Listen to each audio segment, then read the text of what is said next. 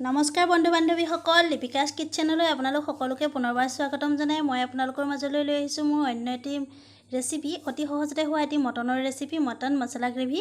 আপোনালোকে ভিডিঅ'টো শেষলৈকে চাব আৰু মোৰ চেনেলটো ছাবস্ক্ৰাইব কৰিবলৈ নাপাহৰিব।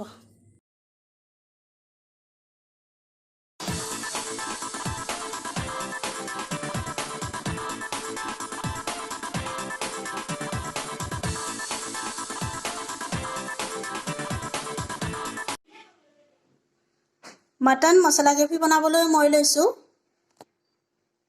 700 গ্ৰাম মটন, 5 চামুচ মিঠাতেল, নিমখ সোৱাদ অনুসাৰে লৈছোঁ, হালধি, ধনিয়া পাউডাৰ, জিৰা পাউডাৰ, আদা নহৰু গুচাই লৈছোঁ। এনেদৰে মই ইয়াত এটা ডাঙৰ চাইজৰ নহৰু লৈছোঁ আৰু এডোখৰ আদা লৈছোঁ। আলু কাটি লৈছোঁ, 4টা ডাঙৰ চাইজৰ পিঁয়াজ লৈছোঁ। শুকান মছলাৰ ভিতৰত মই লৈছোঁ এয়া কেইটামান জালুক, দালচেনি, লং, ইলাইচি আৰু 4টা শুকান জলকীয়া আৰু দৈ লৈছোঁ 3 চামুচ। এতিয়া মই মিক্সি জাৰত আদা নহৰুখিনি আৰু কেইটুকুৰামান পিঁয়াজৰ স্লাইচ দি লগতে তিয়াই থোৱা গোটা মছলাখিনিও দিলোঁ। জলকীয়া মই তিয়াওঁতে ভিতৰৰ গুটিখিনি উলিয়াই দিছিলোঁ।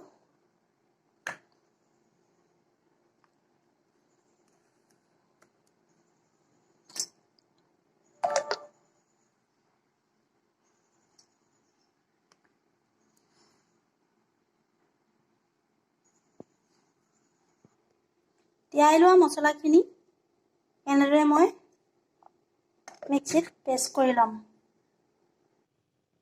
গেছত কেৰাহী গৰম হ'বলৈ দিলোঁ। মই এটা লোহাৰ কেৰাহী লৈছোঁ।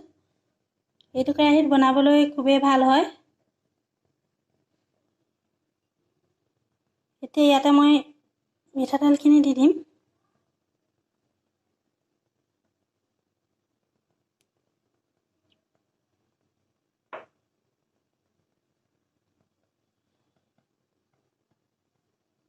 মিঠাতেল মই বৰ বেছি ব্যৱহাৰ কৰা নাই, কাৰণ মাংসখিনিত বহুত তেল আছেই, গতিকে মই কম ব্যৱহাৰ কৰিছোঁ। তেল গৰম হ'লত মই এই চকলিয়াই লোৱা পিঁয়াজখিনি দি দিলোঁ।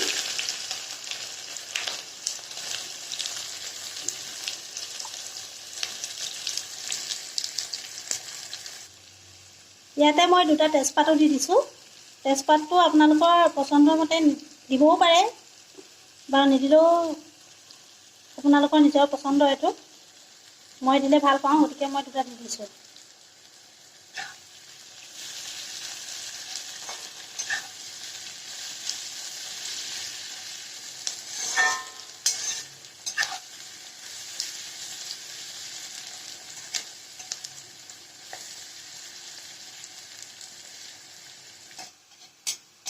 পিঁয়াজখিনি ভজা হৈ গৈছে। এই পিঁয়াজে বৰণ সলাই ৰঙচুৱা ৰঙো হ'ল। এতিয়া আমি ইয়াতে দি দিম মটনখিনি।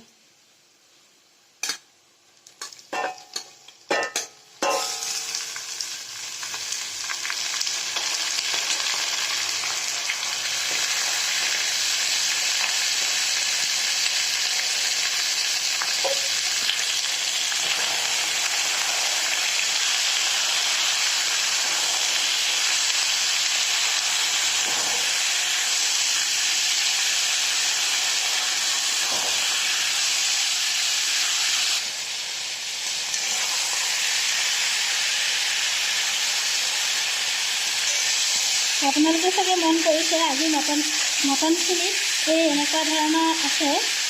এইটো হৈছে গাঁৱত কটা আৰু চালেৰে সৈতে কটা মটন।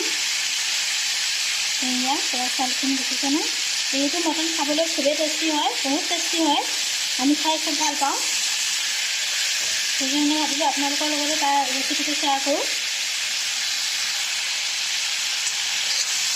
এনেকৈ লৰাই মই মটনখিনি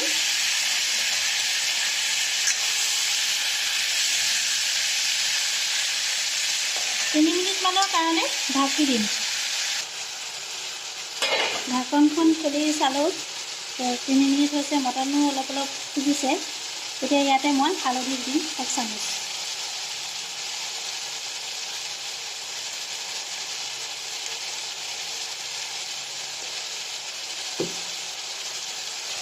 নিমখ দিছোঁ মই ইয়াত মই নিমখ 1 চামুচ লৈছোঁ, পিছত দৰকাৰ হ'লে আকৌ দিম। প্ৰথমতে মই 1 চামুচে দি লৈছোঁ। এতিয়া গোটেইখিনি মই মিলাই দিম।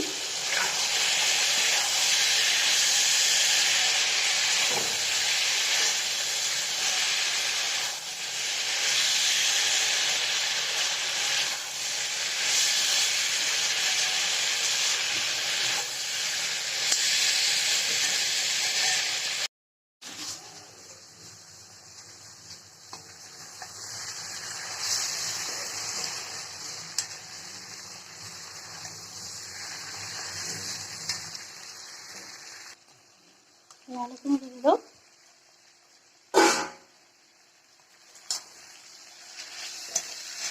গেছটো কমাই লৈছোঁ।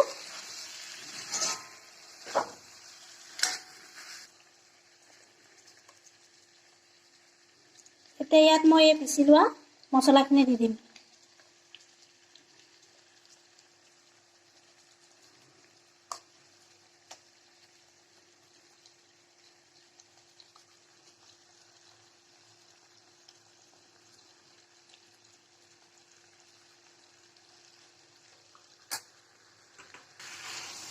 গোটেইখিনি মিহলাই ভাজি লৈছোঁ আকৌ।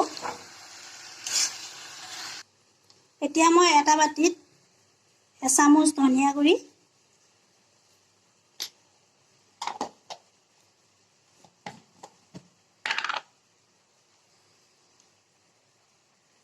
এচামুচ জিৰা গুড়ি লৈ তাতে অকণমান পানী দি এটা ঘোল বনাই ল'ম।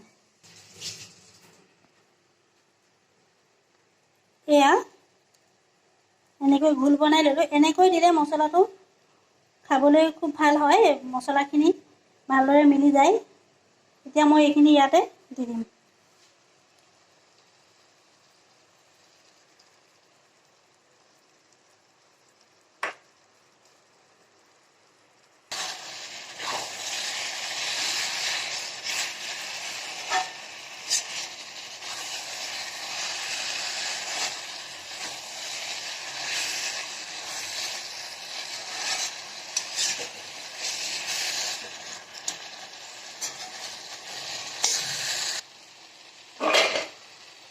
এতিয়া মই এইখিনি 5 মিনিটমানৰ কাৰণে কম জুইত ঢাকি দিম।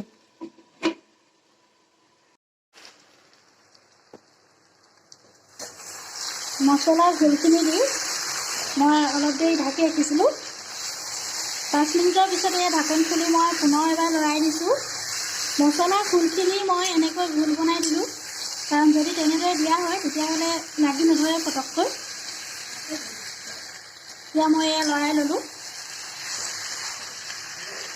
ভাজ খাইছে অলপ অলপ।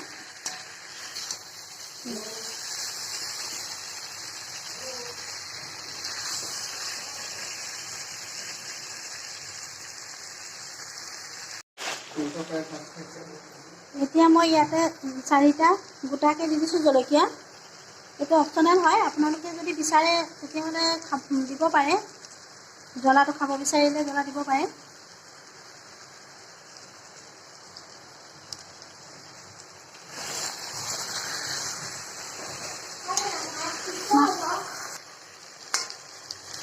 মাংসখিনি ভাজ খাইছে।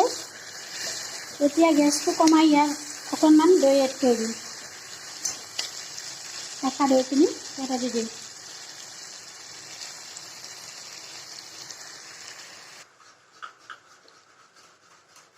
গেছটো বন্ধ কৰি ল'লোঁ। মাংসখিনিয়ে তেলো এৰি দিছে। এতিয়া এইখিনি সময়তে মই ইয়াতে ফেটি লোৱা দৈ দি দিম।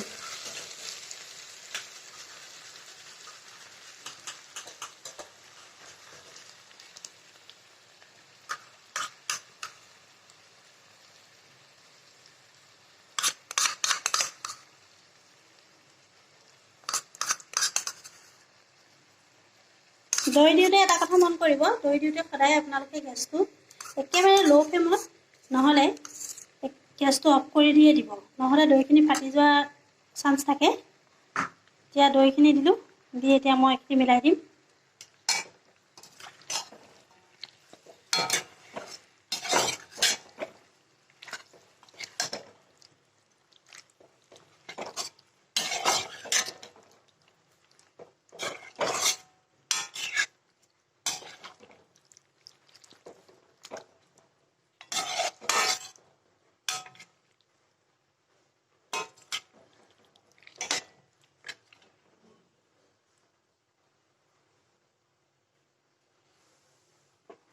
এতিয়া মই পুনৰ গেছটো জ্বলাই দিম।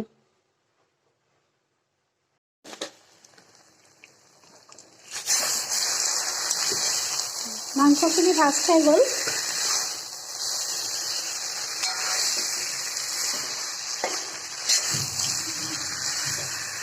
এতিয়া এইখিনি মই এটা কুকাৰলৈ ট্ৰান্সফাৰ কৰি ল'ম আৰু মই 3টা হুইচেল দি সিজিবলৈ দিম। গেছ অফ কৰি দিম।